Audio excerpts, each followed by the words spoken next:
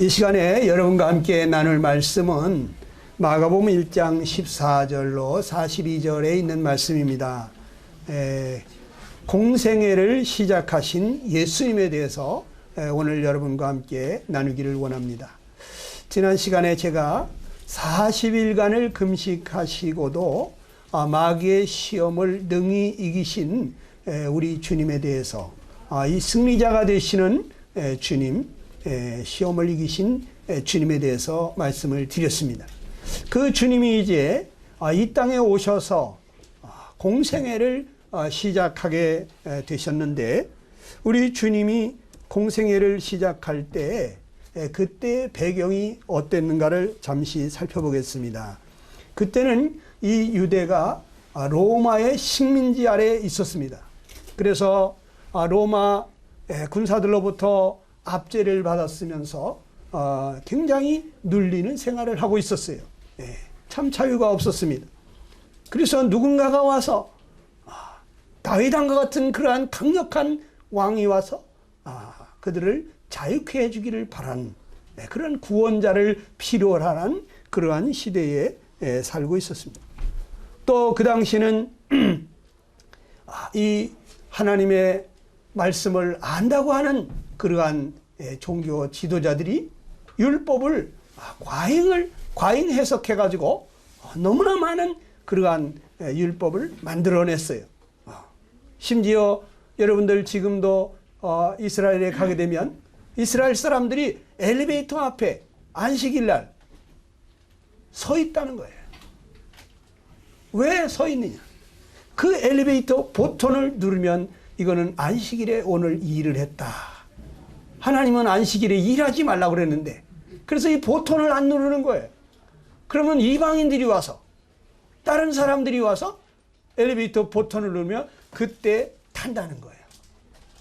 이렇게까지 하나님이 하시기를 원하신 것일까?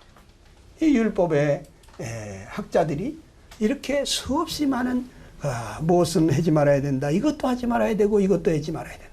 그래서 이 율법의 멍에 아래 짓눌려 있는 그러한 상태에 있었어요. 그래서 이 율법의 멍에로부터 자기들을 자유케 해줄 그러한 구주가 필요한 시대였습니다. 또 그 당시는 약 400년 동안이나 하나님이 선지자들을 보내지 않았던 그러한 암흑기였어요.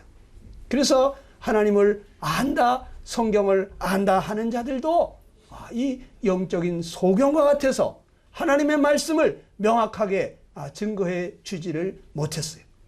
그래서 정말 이스라엘 백성들에게 하나님의 말씀을 이 명명백백하게 증거해 줄 그러한 구원자, 구세주가, 그러한 선지자가 필요했습니다. 또 그때 마침 세례 요한이 등장해 가지고 이제 하나님의 나라가 가까웠다고, 메시아의 오심이 임박했다고, 그러면서 각 사람은 자기의 죄를 회개하고 메시아를 받아들일 준비를 하라고 하는 이러한 메시지를 증거했어요. 그래서 수많은 사람들이 자기의 죄를 회개하면서 정말 자기를 이 죄로부터 구해줄 그러한 구원자가 오기를 간절히 기대하고 있었습니다. 기도하면서. 그럴 때에 바로 우리 예수님께서 나타나신 것입니다. 예수님께서 수많은 사람들을 이 율법의 멍에로부터 해방시켜 주시기 위해서, 또한 그들에게 하나님의 말씀을 명확하게 알려주시기 위해서, 또한 그들을 정말 평화로 다스리시는 평강의 왕이 되시기 위해서 정말 이 주님께서 오셨는데, 성경에는 우리 주님이 어떠한 사람들을 만나 주셨는지 말씀하고 있어요. 어느 날 주님께서 회당에 가셔서 두루마리 성경, 구약 성경 이사야서를 들어서 예수님이 왜 이 땅에 오셨는지를 이렇게 말해 줬습니다. 우리 한번 같이 읽어보겠습니다. 누가복음 4장에 있는 말씀입니다. 시작. 주의 성령이 내게 임하셨으니 이는 가난한 자에게 복음을 전하게 하시려고 내게 기름을 부으시고 나를 보내사 포로된 자에게 자유를, 눈먼 자에게 다시 보게 함을 전파하며 눌린 자를 자유케 하고 주의 은혜의 해를 전파하게 하려 하심이라 하였더라. 우리 주님께서 성령이 내게 임하셨다 하시면서 내가 가난한 자에게 복음을 전하게 하시려고 하나님이 그와 같이 하셨다 그랬습니다. 우리 예수님은 가난한 사람들을 찾아가서 복음을 전하셨습니다. 특별히 심령이 가난한 자 복이 있다고 말씀하시면서 천국이 저희 것이다 하고 말했습니다. 여러분, 심령이 가난한 사람들은 어떤 사람들일까요? 자기의 부족함을 느끼는 사람들인 거예요. 누군가 나를 도와줬으면 하는 사람들인 거예요. 여러분은 어떻습니까? 여러분의 심령이 정말 가난하십니까? 나의 연약함을 아십니까? 나의 부패함을 아십니까? 정말 누군가가 나를 이 죄로부터 자유케 해주시는 그러한 분이 필요하다고 하는 것을 느끼십니까? 어떻습니까? 나는 별로 부족한 게 없다. 이러신 분들은 예수님 만나기가 어려워요. 예. 여러분, 나는 정말 너무나 돌봄이 필요하다. 누가 나 좀 도와줬으면 좋겠다. 이러한 사람들. 우리 주님은 그런 사람들을 만나주시는 것입니다. 그런데 우리가 정말 부족한 자임에도 연약한 자임에도 불구하고 그걸 모른다는 거예요. 네. 우리가 하나님의 말씀을 보게 될 때 내가 어떤 자인지를 명확하게 알게 되는 것입니다. 그리고 또 우리 주님은 나를 보내사 포로된 자에게 자유를 주려고 그렇게 오셨다고 했어요. 포로된 자. 포로된 자는 정말 자유가 없는 것입니다.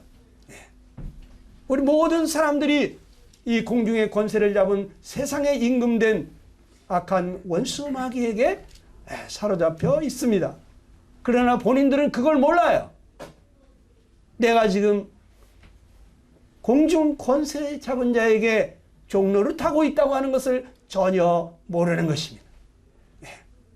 이 세상에 임금이 되어 있기 때문에 마귀가 정말 이 세상을 통치하고 있는데 그가 만들어 놓은 모든 문화와 풍속과 전통을 통해서 수많은 사람들을 이끌어가고 있는데 이것이 하나님께로부터 온 것이 아니라 악한 원수 마귀로부터 온 것인데 우리는 이게 그냥 세상을 살아가고 있습니다. 이 세상이 전부인 것처럼 이기적인 삶을 살아가고 있습니다. 나 잘 먹고 잘 살면 된다. 다른 사람은 어찌 되든지. 이 같은 사상이 어디로부터 왔느냐? 하나님께로부터 온 것이 아닙니다. 이건 마귀적인 것입니다. 하나님은 이타적인 분이십니다. 나보다 다른 사람들을 내 몸처럼 사랑하고 아끼고 귀히 여기시는 분이십니다. 그런데 우리는 그렇지가 않습니다. 이기적인 것입니다.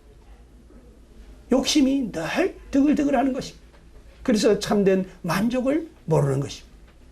여러분, 나를 이 죄 가운데 살게 하면서 죄를 가지고 나를 끌고 다니는 이 공중권세 잡은 사단 마귀, 우리는 그 마귀에게 포로가 된 자들입니다.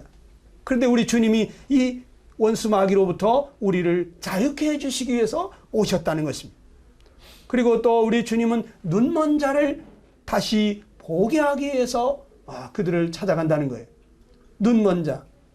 눈먼 소경은 어떻습니까? 가르쳐주면 그때는 금방 아는 것 같다가 뒤돌아서면 전혀 모릅니다. 이게 그건가? 안 보이니까. 금방 가르쳐줬는데 손에 쥐어줬을 때는 압니다. 이게 그것이구나. 그런데 그것이 손에서 떠나는 순간 그때부터 이게 그건가? 방금 전에 얘기한 그것인가? 알지 못하는 것입니다. 그래서 이 눈먼 소경처럼 늘 가르쳐줘야만 되는 그러한 사람들이 있습니다. 특별히 영적인 것에 대해서 전혀 알지를 못하는 사람들이 있습니다. 눈먼 소경이 온 세상이 깜깜하고 누군가 도움 없이는 알 수가 없는 것처럼 영적인 일에 대해서 전혀 무감각하고 영적인 것이 있는지 없는지도 알지 못하는 그러한 소경된 자들이 있습니다. 이런 자들의 눈을 열어주셔서 영의 세계가 있음을, 또 영원한 세계가 있음을 알게 해주시는 이러한 놀라운 일을 하시는 것입니다. 우리 주님은 또 어떤 자들을 찾으셨습니까? 눌린 자를 자유케 한다고 그랬습니다. 늘 눌려있는 사람들이 있습니다. 뭔가 참 자유함을 누리지 못하고 깝깝한 가운데 있습니다. 많은 사람들이 자기 마음대로 살아보려고 하지만 사실은 죄 마음대로 살고 있습니다. 죄가 원하는 대로 살고 있습니다. 마음에는 선을 행하기를 원하지만 선을 행할 수가 없습니다. 마음에 원하는 것을 하고 싶지만 미워하는 것을 할 수밖에 없습니다. 왜 그렇습니까? 여러분, 자기 마음이 원하는 삶을 살지 못하는 거예요. 죄에게 끌려다니는 거예요. 나는 모든 사람들을 사랑하면서 용서하면서 관대하게 너그럽게 그렇게 살고 싶은데 그게 안 되는 거예요. 어떤 사람이 용서가 안 되는 거예요. 사랑하며 관대하게 하고 싶은데 도저히 사랑할 수가 없는 거예요. 모든 사람하고 화목하게 지내고 싶은데, 그런데 어떤 사람은 도저히 화목이 안 되는 거예요. 그 사람하고 화평하게 지낼 수가 없는 것이, 그 사람 생각만 하면 속에서부터 화가 치밀어 오르는 것입니다. 그런 사람이 전화가 오면은 받기도 싫은 것입니다. 온다 그러면 그 자리를 피하고 싶은 것입니다. 왜 그럴까요? 우리는 정말 우리가 원하는 삶을 살고 싶지만 그렇게 살 수가 없습니다. 뭔가 우리는 끌려다니는 것입니다. 그것이 무엇입니까? 그것이 바로 죄인 것입니다. 죄가 우리를 끌고 있어요. 나는 욕심을 부리지 않으려고 하는데 저절로 욕심이 부려져요. 정말 정직하게 양심대로 살고 싶은데 그게 잘 안 됩니다. 저절로 거짓말이 나와요. 안 그런 척 시치미를 떼는 거예요. 기억이 안 납니다. 잘 모르겠습니다. 이러면서 우리 자기를 속이는 것입니다. 자기를 속이고 남을 속이고 정말 나는 정직하게 살고 싶은데 그게 잘 안 되는 것입니다. 이러한 모든 자들로부터 우리 주님이 그들에게 참 자유함과 참 평안함과 세상이 줄 수 없는 그러한 행복을 주시기를 원하십니다. 그런데 나는 어떤 자입니까? 난 정말 내가 가난한 자이다. 내가 정말 포로된 자로구나. 내가 이 마귀의 종살이를 하고 있구나. 내가 정말 눈먼 자이구나. 나는 영적으로 눈이 멀어 있구나. 나는 늘 죄에게 끌려다니는 이러한 삶을 사는구나. 여러분 그걸 느끼십니까? 전혀 못 느끼십니까? 아무 생각이 없이 사는 사람이 있어요. 왜 사는지도 몰라요. 그냥 물 흐르는 대로 떠내려가는 시체처럼 그냥 세상 흐르는 대로 세상의 조류를 따라서 그냥 그렇게 살아간 사람이 있어요. 아무 생각이 없는 사람이 있어요. 예수님은 정말 우리가 어떤 자인지를 알게 하시고 또한 거기서 우리를 구해 주시기를 원하시는 분이십니다. 예수님이 이렇게 가난한 자, 포로된 자, 눈먼 자, 눌린 자를 찾아다니시니까 예수님이 별명이 생겼어요. 어떤 별명? 예수님은 세리와 죄인의 친구로다. 이런, 저 사람은 세리와 죄인의 친구다. 아니 세리들, 그 매국노 같은 인간들, 또 저 창기와 같은 더러운 저런 죄인들을 같이 앉아서 밥을 먹고 세리와 죄인의 친구로다. 동료로다. 이러한 평가를 받았어요. 그런데 이 세리와 죄인들은 누굽니까? 자기의 죄를 알고 정말 자기가 가난한 자, 포로된 자, 눌린 자, 눈먼 자임을 알고 정말 그 죄책감에 시달리면서 거기에서부터 해방받고 싶어서 정말 기다리던, 그런데 그 메시아가 나타났기 때문에 회개하면서 예수님께로 나온 사람들이에요. 회개한 사람들이에요. 회개한 죄인들을 우리 주님은 만나주시는 겁니다. 예수님이 이 땅에 오셔서 첫 번째 한 메시지가 무엇입니까? 우리 한번 같이 읽어보겠습니다. 마가복음 1장 15절 다 같이 시작.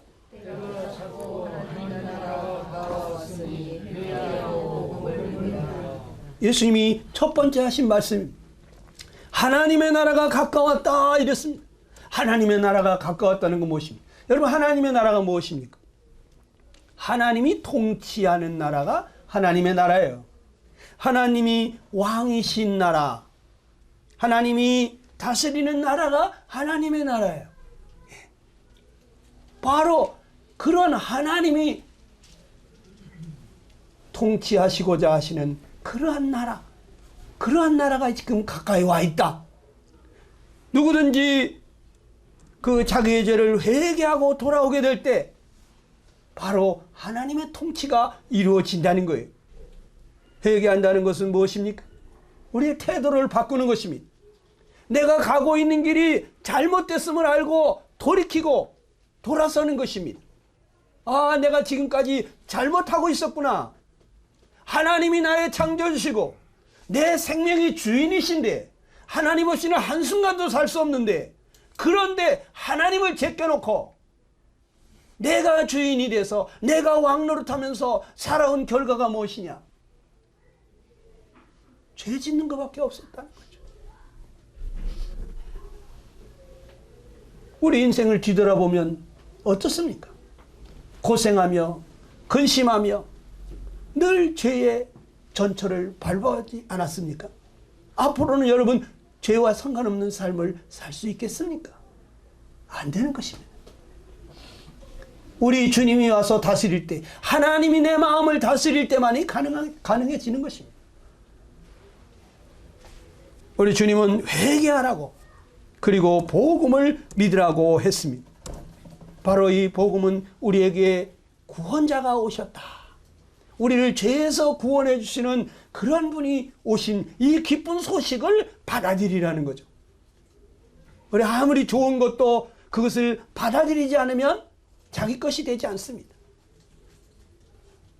성경에 하나님은 죄의 삭은 사망이라고 말하면서 우리 모든 사람들이 죄 때문에 사망을 당한다. 그러나 하나님의 은사는, 하나님의 은혜의 선물은 그리스도 예수라고 표현했습니다. 바로 그리스도 예수님을 우리에게 선물로 주신 거예요. 그런데 선물은 내가 받아야지 내 것이 되는 것입니다. 믿는다는 것은 이것은 받아들이는 것입니다. 모든 사람들이 믿음을 통해서 구원을 받습니다. 선물을 받을 때 예수 그리스도 나를 구원해 주러 오신 그 구원자를 내가 믿음으로 받아들일 때, 그분 앞에 순종하는 삶을 살게 될 때, 그럴 때 여러분 놀라운 구원이 이루어집니다. 여러분 마음에 하나님의 나라가 이루어집니다. 하나님의 나라가 성령으로 말미암아 우리의 마음속에서 이루어지는데, 그럴 때 우리가 의와 평강과 희락의 삶을 살게 된다고 써 있어요. 저는 이걸 경험해 봤어요. 여러분, 성령 하나님이 오셔서 여러분 마음을 다스리게 될 때 죄를 이기는 선하고 의로운 삶이 시작이 됩니다. 원수까지 사랑할 수 있는 힘이 생깁니다. 내 안에 오신 그분이 사랑의 하나님이시기 때문에 모든 사람을 불쌍히 여기며 사랑하는 마음이 생깁니다. 그분은 평강의 왕이시기 때문에 세상이 줄 수 없는 평화가 내 마음에 자리 잡게 됩니다. 내 마음에 말할 수 없는 기쁨이 있습니다. 여러분, 천국에 가야만 천국이 아닙니다. 하나님이 내 마음에 오셔서 나를 다스리게 될 때 내 마음의 천국이 이루어지는 것입니다. 이러한 은혜를 먼저 주시고 그 하나님을 마음에 모신 사람들이 이제 가서 사는 곳이 천국입니다. 거기에 영원히 그러한 삶을 지속하게 되는 것입니다. 예수님은 이 땅에 잠시 살다가 이제 하실 일을 마치면은 하늘나라로 돌아가셔야 합니다. 그래서 예수님은 제자들을 택하시기 시작했어요. 마가복음 1장 16절이야. 우리 같이 한번 읽어보겠습니다. 시작. 갈릴리 해변으로 지나가시다가 시몬과 그 형제 안드레가 바다에 금을 던지는 것을 보시니 저희는 어부라. 예수께서 가라사대 나를 따라오너라. 내가 너희로 사람을 낚는 어부가 되게 하리라 하시니 곧 그물을 버려두고 좇으니라 그랬습니다. 접촉이 좀 잘 안 된 것 같아요. 선이. 예. 주님께서 왜 예수님이 제자들을 부르셨을까요? 예. 예수님은 사람 낚는 어부가 되게 하겠다고 했어요. 예.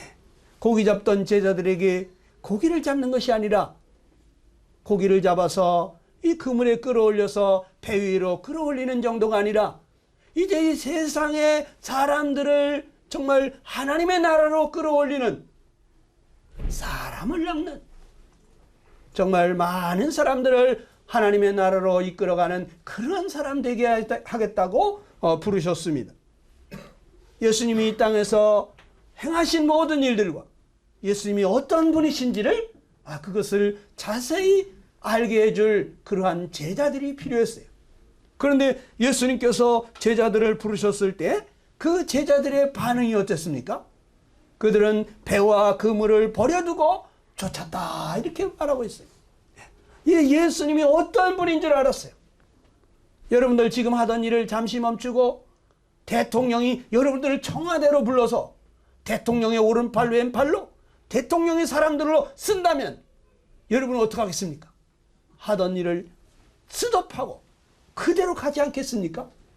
그런데 이 대통령보다 더 놀라우신 만왕의 왕이신 온 세상 우주 만물의 창조주 되시는 하나님이 육신을 입고 오셔서 지금 제자들을 부른 거예요. 이걸 알아봤다는 거예요. 그래서 그들이 하던 일을 다 내려놓고 예수님을 따라갔다는 거예요. 여러분, 예수님이 여러분을 부르실 때 여러분 따라갈 의향이 있는지 모르겠습니다. 예수님이 누군지를 안다면 만사를 제껴놓고 따라가겠죠. 저는 우리 아들에게 그렇게 얘기합니다. 세상에서 인생살이 가장 가치 있는 일이 무엇이겠느냐? 지옥 갈 영혼들을 천국으로 가게 하는 이거보다 더 큰 일이 있겠느냐? 잠시 잠깐 사는 이 세상에서 잘 사는 것이 아니라 천년만년 영원한 복락을 누리게 하는, 이 영원히 잘 살게 하는 이 일보다 더 가치 있는 일이 있겠느냐? 늘 죄에게 눌려서 살고 있는 사람들에게 죄로부터 참 자유함을 얻게 하고 세상이 줄 수 없는 그러한 평화와 기쁨을 누리면서 행복한 인생을 살도록 하는 이 일보다 더 기쁜 일이, 더 가치 있는 일이 있겠느냐? 저는 그렇게 생각하고 삽니다. 또 우리 자녀들도 그렇게 살기를 간절히 기대하는 바가 있어요. 여러분, 예수님께서 제자들을 부르셨을 때 제자들은 바로 이 가치를 알았던 거예요. 그래서 예수님을 쫓아갔습니다. 예수님이 말씀을 가르치는데 사람들이 깜짝 놀랍니다. 우리 한번 마가복음 1장 21절을 읽어보겠습니다. 다 같이 시작.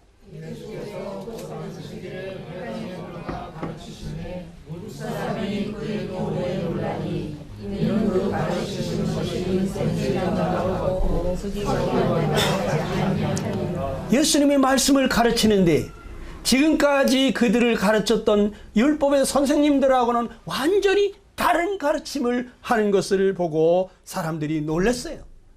권세 있는 가르침을 하신다. 서기관들과 같지 않다 그랬어요. 여러분, 서기관들은 어떻게 가르쳤다고 그랬습니까? 예수님이 서기관들의 가르침에 대해서 이렇게 말합니다. 서기관들은, 바리새인들은 이 모세의 자리에 앉아있다. 그러므로 무엇이든지 저희의 말하는 바는 행하고 지키되 저희의 하는 행위는 본받지 말라. 저희는 말만 하고 행치 아니하며 또 무거운 짐을 묶어서 사람의 어깨에 지우되 저희의 모든 행위를 사람에게 보이고자 하여 한다고 말했습니다. 여러분, 모세의 자리에 앉아있다는 건 무엇입니까? 심판자의 자리에 앉아있는 것입니다. 사람들을 이 율법을 가지고 심판하는 것입니다. 정죄하는 것입니다. 그리고 또 그들은 그 말대로 행하고 있느냐? 그렇지 않아요. 자기들도 행치 못하면서 다른 사람들에게 그것을 행하라고 하는 이 무거운 짐을 쥐어주는, 그래서 그들의 말은 옳은 말을 하는데 행위는 본받지 말라. 말만 하고 행치 않는 사람들이다. 그들은 아주 무거운 짐을 주는 사람들이다. 그리고 늘 사람에게 잘 보이려고, 사람에게 보이려고 행하는 자들이에요. 하나님 앞에서 행하는 사람들이 아닌 것입니다. 기도를 해도 많은 사람들 보는 앞에서 손을 들고 네거리 광장에 가서 내가 이렇게 경건한 사람인 것처럼 그렇게 기도를 한다는 거예요. 금식을 해도 하나님 앞에서 정말 간절히 원하는 것이 있어서 정말 그 음식을 끊고 하나님 앞에 기도하는 그러한 간절함으로 하나님 앞에 나아가는 것이 아니라, 이 사람들은 어떤 사람이냐? 하루를 금식했는데도 40일을 금식한 사람처럼 그냥 표를 내고 다닌다는 거죠. 누가 봐도 너 지금 금식 기도하는구나, 다 알 수 있도록.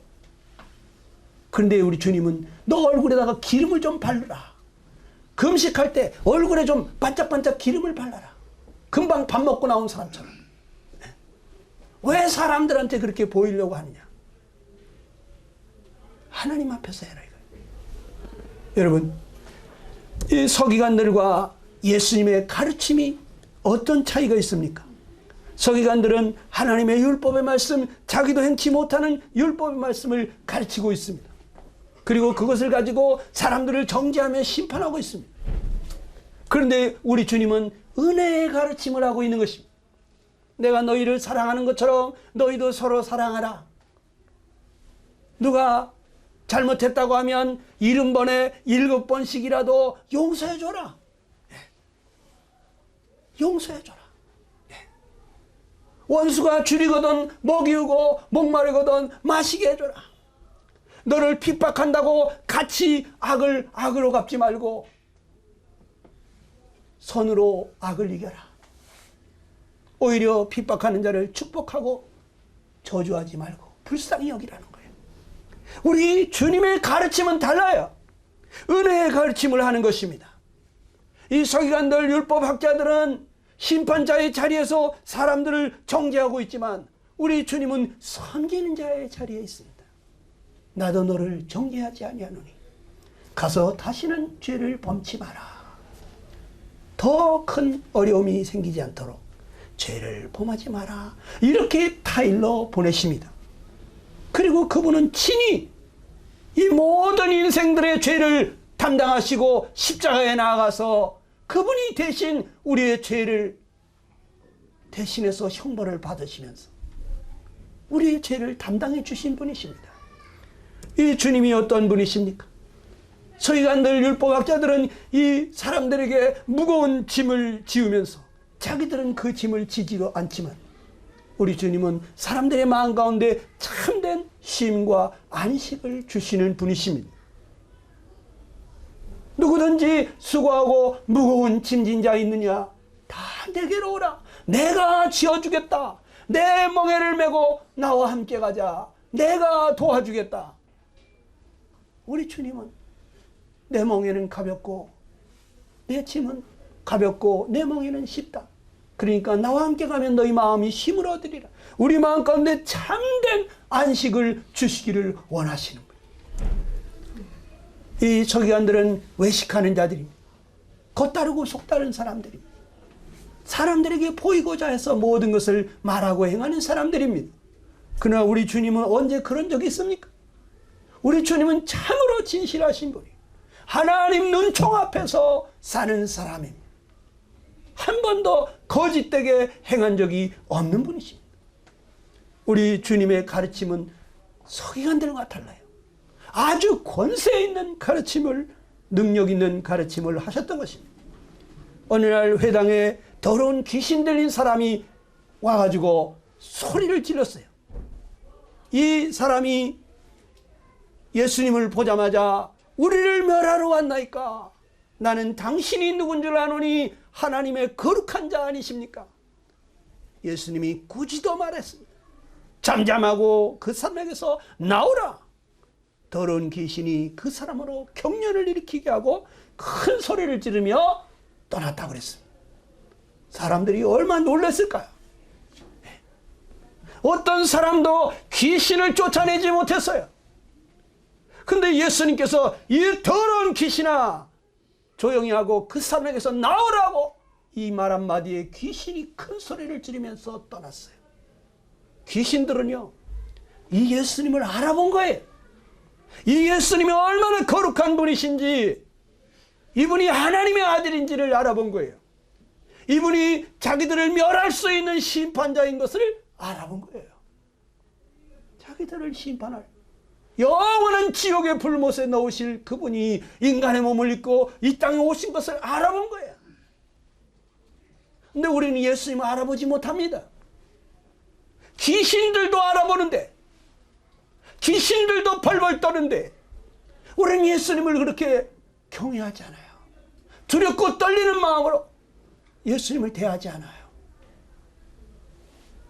여러분, 예수님이 겸손하게 낮아지셔서 무릎을 꿇고 제자들의 발을 씻긴다고 예수님이 종이 아니에요. 그분은 스승인데, 하나님인데, 이 제자들을, 이 피조물을, 인간들의 발을 씻기시는, 이렇게 우리 인생을 사랑하시는 참으로 겸손하신 분이십니다. 우리는 은혜를 받을 때 은혜를 은혜로 대하지 아니하고 늘 은혜로 잘해주면 당연히 받을 것처럼 생각을 합니다. 고마운 줄을 몰라요. 하나님이 우리에게 은혜를 계속해서 베풀면서 회개하고 돌아올 기회를 주시는데 늘 그렇게 하시니까 회개치를 않습니다. 그런데 여러분, 갑자기 망한다는 걸 아셔야 됩니다. 갑자기 망합니다. 갑자기 어려운 일이 옵니다. 그럴 때야 두 손 들고 하나님 나 좀 살려주세요, 하나님 나를 불쌍히 여겨달라고 그때서야 손 드는 사람들이 있어요. 정신 차려야 됩니다. 여러분, 귀신들을 쫓아내는 이 예수님 도대체 누구십니까? 이분이 바로 거룩하신 하나님, 전능하신 하나님, 온 천지 만물을 창조하신 하나님이십니다. 어느 날 한 문둥병자가 예수님께로 달려왔어요. 우리 한번 같이 읽어볼까요? 다 같이 마가복음 1장 40절 이하 시작.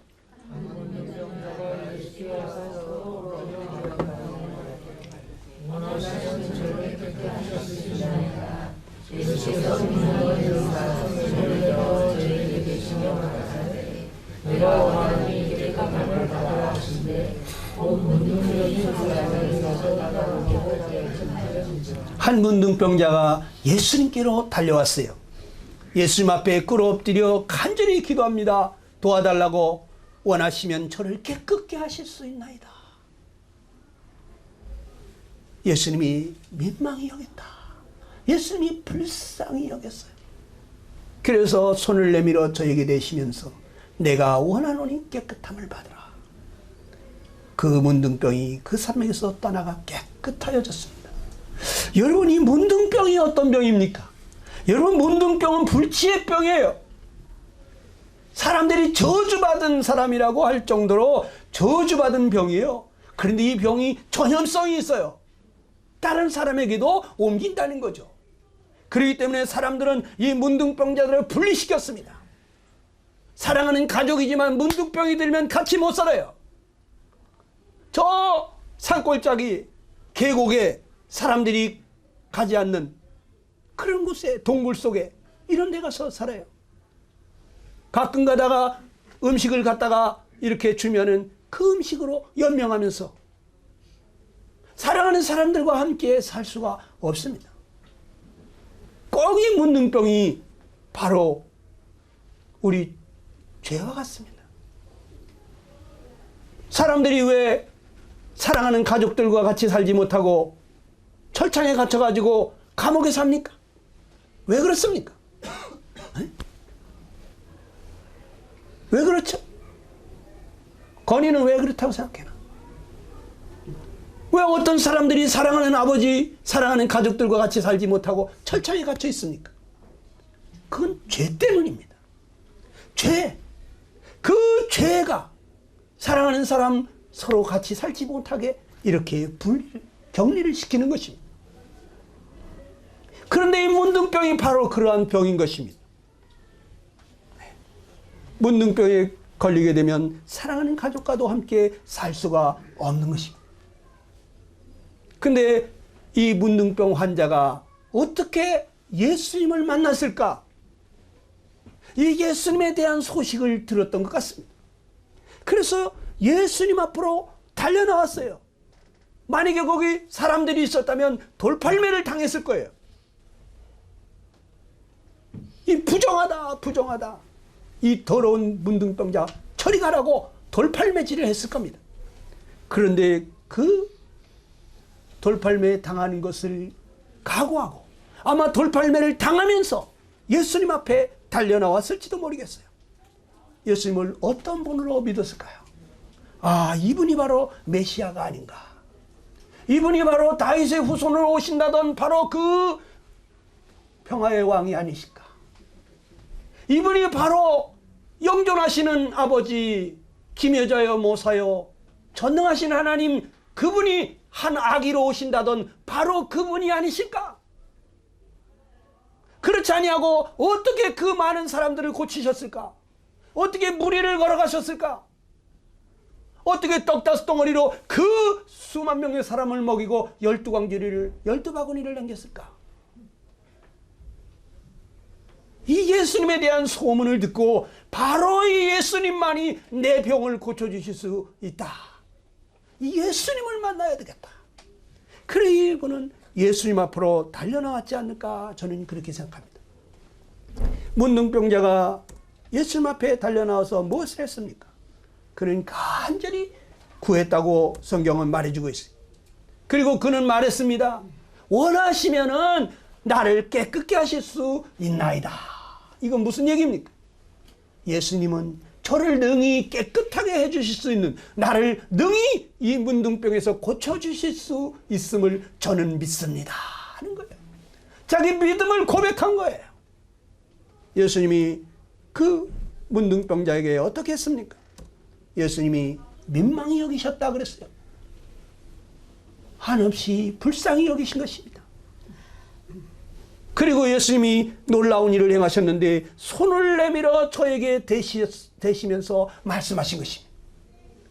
아무도 가까이 가려고 하지 않는 사람, 저만큼 보이기만 해도 돌멩이 들어가지고 부정하다 부정하다 이 문둥병자야 돌팔매질하는 그러한 사람, 가까이 갔다가 전염이라도 돼서 나도 문둥병 걸면 어떡하나, 이래서 사랑하는 가족인데도 불구하고 부모 자식인데도 부부간인데도 불구하고 같이 못 살고 격리를 시키는 병이 이 문둥병자인데, 그런데 예수님께서 그 문둥병자에게 손을 내밀어 만지셨다는 거예요. 그 문둥병자의 그 고름이 흐르는 그 얼굴을 감싸 안으시면서 어루만지시면서 내가 원하노니 깨끗함을 받으라, 이렇게 하실 때 이 문둥병자가 얼마나 감동이 되었을까. 세상에 자기를 만져주는 사람 아무도 없었어요. 그런데 이 예수님은 자기에게 전염될지도 모르는데 자기 얼굴을 만지면서 고름이 뚝뚝 떨어지는 그 문둥병 얼굴을 만지시면서 내가 원한다, 깨끗함을 받아라. 그럴 때 놀라운 일이 일어난 것입니다. 문둥병이 깨끗하게 된 것입니다. 여러분, 예수님이 말씀하시면 그대로 되는 것입니다. 내가 원한다, 깨끗함을 받으라. 그러면 깨끗해지는 겁니다. 나는 너를 사랑한다. 내 모든 죄는 내가 담당했다. 그러면 정말 담당한 것입니다. 나는 너에게 영원한 생명을 주기를 원한다. 내가 멸망치 않기를 원한다. 그게 사실이라는 거예요. 하나님이 세상을 이처럼 사랑해서 독생자를 주셨는데 이는 아무도 멸망치 않고 영생을 얻게 하려고 하신 것이다. 이게 사실이라는 거예요. 예수님이 하신 그 모든 말씀이 그대로 되는 것입니다. 누구든지 믿는 자는, 이는 저를 믿는 자는 멸망치 않고 영생을 얻게 한다. 여러분이 하나님의 약속의 말씀을 믿을 때 그 믿음대로 놀라운 기적이 일어나는 것입니다. 문둥병자가 어떻게 구원을 받았습니까? 저는 문둥병자를 한번 생각해 봤어요. 문둥병자는 자기가 죽게 된 것을 알았다는 거예요. 자기가 이제 망하게 됐다. 난 이제 망했다. 아이고, 난 이제 어떡하나. 난 이렇게 사랑하는 가족들하고도 살지 못하고 이렇게 격리돼 가지고 하루하루 죽지 못해 사는, 살아도 사는 것이 아닌 아무 소망이 없는 그러한 삶을 살고 있는, 난 이제 망했다. 자기가 죽게 된 것을 알았다는 것이죠. 그리고 이 예수님만이 구원자임을 그는 믿었다는 거죠. 아, 이 예수님이 바로 나를 구원해 줄 수가 있겠구나. 나를 고쳐주실 수가 있겠구나. 그리고 예수님께로 달려 나왔다는 거죠. 여러분, 또 이 문둥병자는 예수님께 간절히 구했다는 거죠. 엎드려서 간구했다고 그랬어. 예수님 앞에 제발 나를 불쌍히 여겨달라고. 예수님이 나를 박대하시면 나 어디로 가이까? 저는 어느 날 그 찬송을 부르면서 눈물을 줄줄 흘렸습니다. 주 나를 박대하시면 나 어디 가리까? 주 나를 박대하시면 나 어디 가리까? 눈물을 흘리면서 천부여 의지없소서 손들고 옵니다. 주님, 나를 이 죄에서 좀 건져주십시오. 나는 이 죄에서부터 자유하고 싶습니다. 아무리 해도 결심을 해도 노력해도 이 죄에서 벗어날 수가 없는데 나 좀 살려달라고 천부여 의지없소서 손들고 옵니다. 주님 앞에 울면서 그렇게 노래를 해서 주님 나를 박대하면 나 어디 가리까? 이 문둥병 환자가 주님 앞에 엎드려서 간구할 때 어떤 마음이었을까? 주님도 나를 버리시면 나는 차라리 죽고 싶습니다. 날 죽여주십시오. 이러한 마음이 아니었겠습니까? 여러분, 그는 주님이 뭐라고 말씀하시는지 귀를 기울였습니다. 내가 원하노니 너 깨끗함을 받으라. 얼마나 기분이 좋았을까요? 주님께서도 원하신다고 하셨다. 주님께서 날 보고 깨끗함을 받으라고 하신다. 아멘. 그렇게 될 줄로 믿습니다. 주님이 말씀하시면 이 캄캄한 어둠도 빛이 생기고 천지 만물이 창조가 되는데 없었던 것도 있게 하시는데 이 병 고치는 건 아무것도 아니다. 이 문둥병 환자는 그걸 믿었다. 그대로 된 것이죠. 여러분 어떻습니까? 여러분 아침부터 이렇게 정신을 못 차리시는 분도 계시네. 네. 네. 어떤 분들은요, 하나님 앞에 나오기만 하면, 이 예배당만 오면은 그냥 졸음이 쏟아진다. 저희 어머니가 예전에 그랬거든요. 네. 그런데 다 끝나면 정신이 발작 는데.